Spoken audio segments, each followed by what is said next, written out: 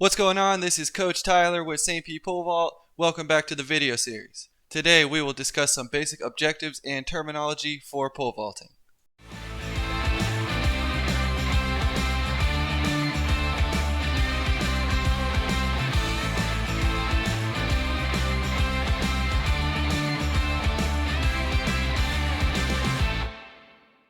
So what the heck is pole vaulting?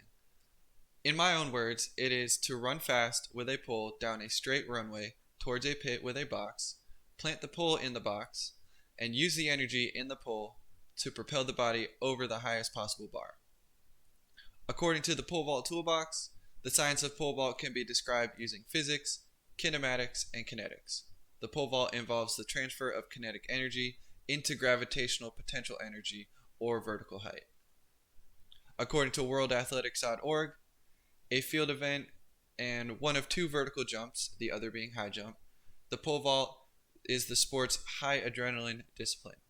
Competitors vault over a 4.5 meter long horizontal bar by sprinting along the runway and jamming a pole, usually made out of carbon fiber or fiberglass, against a stop board at the back of a recessed metal box sited centrally at the base of the uprights.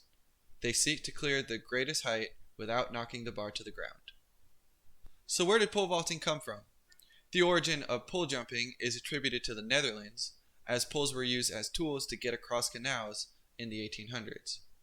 As the practical strategy grew to become a recreational activity, pole jumping in its earliest days was a distance competition. As the sport grew, athletes started jumping for height, and the first pole vault competition as we know it, jumping for height, happened in Germany in the 1850s. Poles were first made of bamboo, then aluminum, and today they are fiberglass and carbon fiber.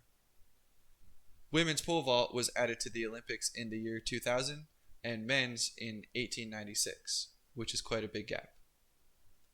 Only 4 women in history have cleared over 5 meters, and only 26 men in history have cleared over 6 meters. The world record for women is currently 5.06 meters by Yelena Isenbayeva in August of 2009. The world record for men is currently 6.21 meters by Armand Duplantis in July of 2022. I'd like to go over some of the common terms in pole vaulting in terms of the equipment. So the runway is a long, flat, straightened strip of rubber that a vaulter uses to acquire speed into their vault. The pole is a tool that the vaulter uses to swing their body in the air, each of which has a natural bend. The pole tip is a protective covering for the end of the pole that plants into the box to avoid damaging the pole. The crossbar is the bar that is suspended above the ground and the vaulters jump over. The bungee is a thin, flexible tube that is used in place of a crossbar to gauge the vaulter's performance. The standards are the devices that sit on either side of the pit, which measures the height and the depth of the crossbar. The putter-upper is an elongated, usually repurposed device with a hook or notch to put the crossbar up onto the standards. The box is an 8-inch indentation in the ground that the vaulter plants the pole into. The pit is the landing system in which the vaulter lands on. Spikes are specialized sprinting shoes with replaceable metal pieces to increase the grip on a rubber track. Finally, pegs are a piece of metal that comes off of the standards that the crossbar rests on. And I wanted to go over some of the common terms with the positioning and technique of the vault itself. Grip is the measured positioning of the hands on the pole. Steps are the number of strides the vaulter takes during the approach. The top arm is the arm that is vertical upon planting the pole, which is the right arm for right-handed vaulters. The bottom arm is the arm that puts pressure and bends the pole, the left arm for right-handed vaulters. The jump, or the trail leg, is the final step a vaulter takes before planting a pole, which is the left leg for right-handed vaulters.